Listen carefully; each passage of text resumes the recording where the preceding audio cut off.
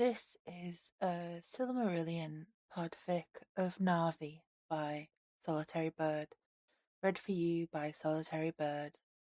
This fic is rated G.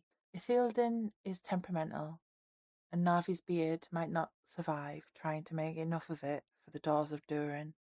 Ithildin is temperamental. Only Narvi and Celebrimbor have been able to get any sort of reliable yield of it so far.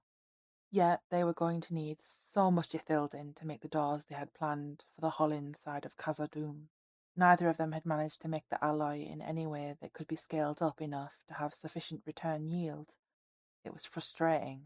As it stood, the labour intensity that would be needed to ensure that they had enough was entirely impractical, and that was without taking in the enchanting into account. Narvi had been awake for 2 days just experimenting with the fuel needed to melt the mithril. He dropped just a little too much coal into the forge, and his crucible exploded. Celebrimbor was used to putting out fires in the forge.